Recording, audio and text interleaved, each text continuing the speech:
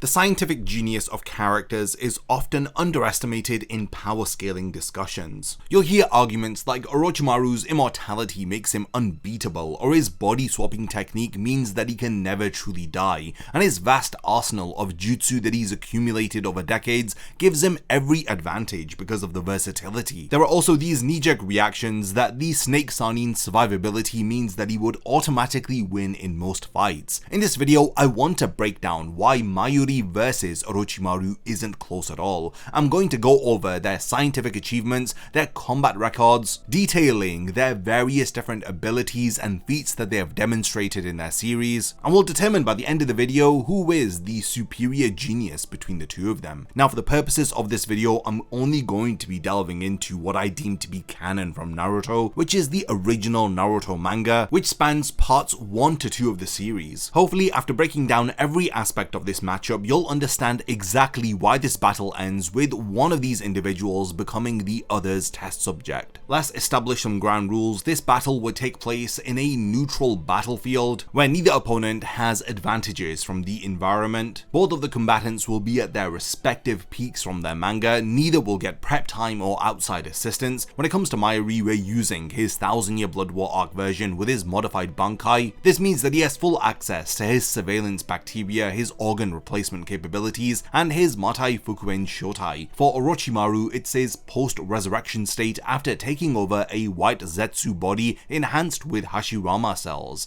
This is after he regained his sealed arms from the Reaper's stomach, meaning he has complete jutsu access and his illness has been cured. However, he cannot summon the previous Hokage through Edo Tensei. This is strictly a one-on-one fight. In order to win, it's either death or complete incapacitation. And when it comes to the energy systems with Reiatsu and Chakra, they're going to stay exactly as they are, and for the purposes of this fight, they'll be able to interact with each other. Let's now go over a basic overview of each of the characters, beginning with Mayuri. He serves as the captain of the 12th Division and the leader of the Soul Society's Research and Development Institute. Mayuri views everything, including himself, as a potential experiment or a research subject. Mayuri possesses the ability to modify his Zanpakuto also, and he creates perfect counters to any opponent through scientific analysis. Some of his key feats include defeating Xyle Opero by weaponizing time perception against the self-proclaimed perfect being. This is an Espada who claimed immortality through regeneration, but Mayuri systematically dismantled him through a drug that made 1 second feel like a century. He successfully controlled multiple zombified captains during the 1000-year Blood War arc, while simultaneously developing counters to abilities that he'd never encountered before. Even against Pernida, the left arm of the Soul King itself, Mayuri restructured his own nervous system mid-battle to prevent neural hijacking, as he performed instant surgery on himself while dodging attacks from a being that could control any matter that it touches. Mayuri's signature ability centers around his Zanpakuto Ashisogi Jizo, which is his primary combat tool. His Zanpakuto enables him to paralyze victims while preserving pain receptors, creating perfect test subjects mid-combat. His modified Bankai Konjiki Sogi Ashisogi Jizo Matai Fukuen Shotai births customized creatures based on combat data gathered during battle. Take for example when he modified his Bankai to have 70,000 nerve layers specifically to counter Pernida's neural control. Beyond his Zanpakuto, Mayuri deploys surveillance bacteria for instant biological analysis. He performs organ replacement surgery on himself in under an hour, and he carries drugs that manipulates perception to impossible degrees. While Mayuri is able to adapt and improvise to any given situation, but if you give him prep time, then a battle against Mayuri becomes even more difficult to win. On the other side, we have Orochimaru, who serves as one of the legendary Sannin of Konoha. He was revealed as a genius who had abandoned his humanity in pursuit of immortality. He's a shinobi who mastered thousands of jutsu through body swapping and human experimentation, becoming strong enough to assassinate Kage and manipulate entire villages from the shadows. Orochimaru's main feats include killing and impersonating the 4th Kazekage for weeks without detection. He successfully orchestrated Konoha's destruction during the Chunin exams while fighting the 3rd Hokage at the same time. Orochimaru survived having his arms sealed by the Reaper Death Seal, and he continued operating despite that handicap. Even while dying from body rejection, he pushed 4-tailed Naruto to his limits, and after taking over a white Zetsu body, he demonstrated enough power to physically restrain Tobirama Senju, the 2nd Hokage. His signature abilities revolve around his snake-based techniques and immortality methods. Through living corpse reincarnation, he can transfer his soul between bodies every 3 years. His true form manifests as a massive white serpent composed of smaller snakes, and these are capable of surviving being cut in two, and they can reform from fatal injuries. With a legendary Kusanagi blade, he can extend his reach across battlefields and pierce nearly any defense. The 8 branches technique transforms Orochimaru into the mystical Yamato no Orochi, theoretically his most powerful state. However, his greatest weakness remains his reactive approach to problems. He accumulates techniques rather than creating new solutions. Comparing their abilities, Orochimaru's do look overwhelming on paper. He has immortality through body swapping, regeneration through snake reformation, vast jutsu knowledge, and the legendary Kusanagi blade. He seems unkillable, but the problem is that Mayuri's scientific method was designed to counter exactly these kinds of survivability focused opponents. You can see there's some similarity behind Orochimaru and Zal Opero, who Mayuri had previously fought. Take for example Orochimaru's body swapping immortality. It sounds unbeatable until you remember that Mayuri casually replaced all of his organs in under 1 hour. The surveillance bacteria would instantly map Orochimaru's soul transfer mechanism, thus allowing Mayuri to develop specific counters. We've seen him create drugs that affect the soul directly. The same principles that let him control zombified captains could prevent Orochimaru's soul from escaping a dying body. Then you have Orochimaru's regeneration through snake reformation. Except what happens when every single snake is infected with surveillance bacteria that reports their location? Mayuri's poisons are so effective that they evolve specifically to prevent immunity being developed. Even if Orochimaru sheds his skin, the new layer is already contaminated because Mayuri poisoned him at the cellular level. Orochimaru's vast jutsu arsenal appears to be powerful, but when you compare it to Matai Fukuin Shotai, they are totally different concepts. While Orochimaru is working with predetermined techniques that he's collected, Mayuri is creating new counters in real time. The captain of the 12th Division has been shown to develop immunity to abilities after observing them just once, which likely extends to any jutsu-based attacks that Orochimaru might attempt. In terms of the 8 branches technique, theoretically it grants Orochimaru immense power as a mythical serpent, but this technique requires transformation time. It creates a massive target, and it has never shown resistance to soul targeting attacks. The analytical abilities of Mayuri's surveillance bacteria would map every weakness during transformation, giving him several opportunities to inject Orochimaru with specialized toxins. In terms of their physical combat stats, we need to address the difference in their approaches. Some of Orochimaru's best feats involve temporarily overpowering 4-tailed Naruto. This is impressive, but there's a bit of a distinction here. Mayuri uses his strength to perform instant self-surgery. He restructures his anatomy mid-combat, while Orochimaru relies on technique over raw power. When we compare their speeds, Mayuri's Haren Hyaku boots grant him Quincy-level mobility, which confirms that he moves faster than light, thus allowing him to avoid ground-based attacks entirely. While it seems like Orochimaru's speed is restricted to massively hypersonic to sub-relativistic, Orochimaru would definitely struggle to keep up with Mayuri, and then consider the fact that Mayuri is performing complicated calculations while moving at insane speeds. The legendary Sannin wields Kusanagi, which has decades of refined snake-style flexibility. Mayuri's Zanpakuto adapts per opponent. Against projectiles it gains auto-parry functions, and against power types it emphasizes paralysis. So while Orochimaru has mastered his blade Kusanagi,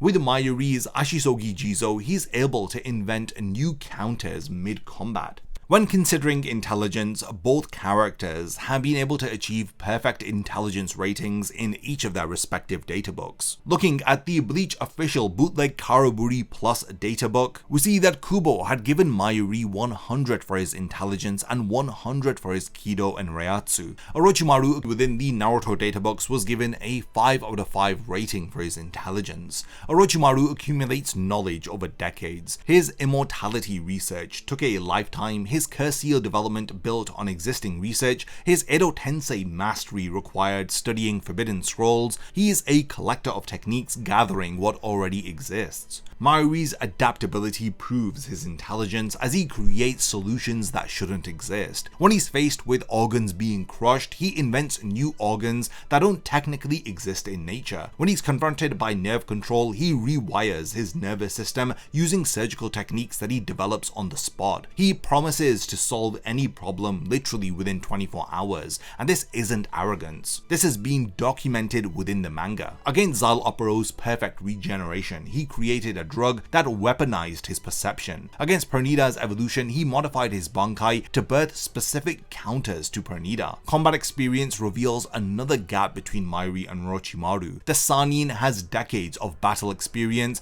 but it's conventional warfare, like assassination, infiltration, and jutsu combat. Mayuri, on the other hand, takes part in a lot of battles that are conceptual in nature, where the rules themselves become weapons. He doesn't just fight opponents, he dismantles the very concepts that make them dangerous. When studying durability and stamina, both characters have demonstrated impressive endurance, but their survivability operates on different principles. Mayuri's durability includes multi-continent level scaling through spiritual pressure, but more importantly, he survived losing 85% of his body mass and he reconstructed himself scientifically, and this was during the Soul Society arc against Uryu's Let's Steal. His liquid form provides true invulnerability for 3 days. This isn't regeneration, but complete inability to be harmed. Orochimaru's durability involves surviving Tsunade's super strength and tanking hits from four-tailed Naruto. While impressive within Naruto scaling, these operate at lower thresholds than captain level Reiatsu. Orochimaru's regeneration includes multiple methods, like skin shedding, snake reformation, and body transfer, but each requires specific conditions and it depletes resources. Stamina reveals another critical difference between the two of them. Spiritual pressure provides passive enhancement, which doesn't deplete as much as chakra, which requires active management. Let's have a look at each of their ultimate techniques. Orochimaru's 8 branches technique represents his most powerful transformation, granting him the power of the mythical Yamata no Orochi. If this technique activates successfully, it could theoretically overwhelm through sheer size and power. But here is the issue: the 8 branches requires transformation time. It creates a massive target with multiple points of poison injection for Mayuri, and it has no demonstrated resistance to soul targeting attacks. The technique also operates as brute force rather than tactical advantage, thus making it predictable for someone who analyzes attack patterns at a cellular level. Mayuri's modified Bankai, Matai, Fuku, and Shotai combined with his scientific arsenal grants him perfect counter creation through battlefield analysis. He can birth creatures specifically designed to counter observed abilities,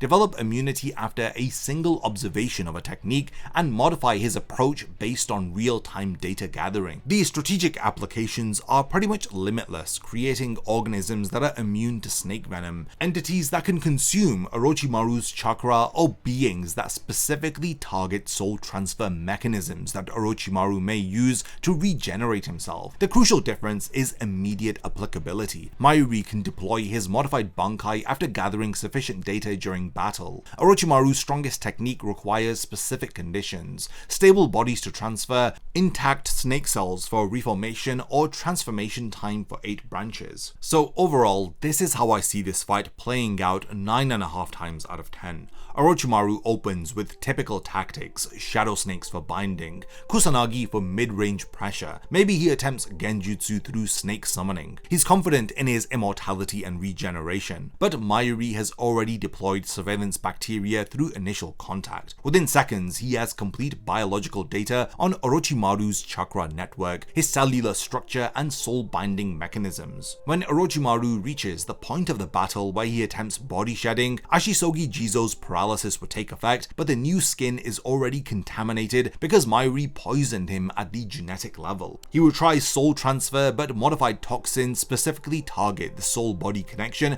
preventing Orochimaru from escaping. The 8 branches transformation would begin, but Mayuri has observed enough to birth a specialized counter through his modified Bankai, perhaps a creature that devours serpent chakra or one that is immune to all snake-based toxins. The battle becomes increasingly one-sided as Mayuri's data gathering advantage compounds upon itself. Every technique Orochimaru reveals becomes another weakness for Mayuri to exploit. His immortality becomes imprisonment, as Mayuri could use the superhuman drug that he used against Xyle Opero against Orochimaru, thus making seconds feel like centuries while his body remains paralyzed but still conscious, as he would plead with himself to die. The only path for victory for Orochimaru includes overwhelming Mayuri before he's able to launch those surveillance bacteria and gather sufficient data. In this battle, Orochimaru would need a surefire one-hit kill with an extremely powerful attack before Mayuri even has the opportunity to grin.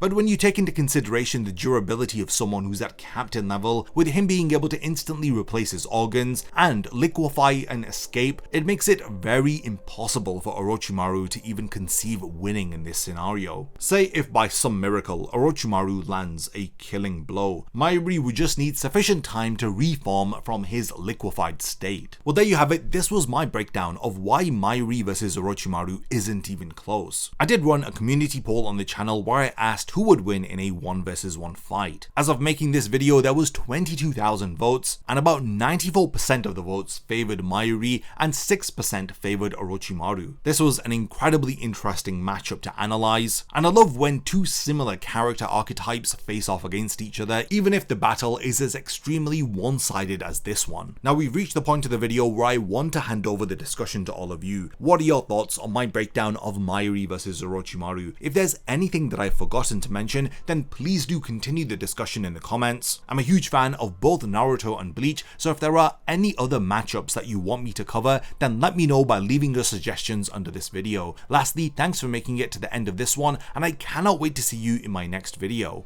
A massive thank you goes out to all of my amazing Patreon supporters for helping to make this video possible. If you also want to support the channel and see your name in the end of my videos, then check out my Patreon, which has loads of perks like early video access and so much more. Thank you for sticking around till the end of the video, and whatever you contribute will mean a lot to me.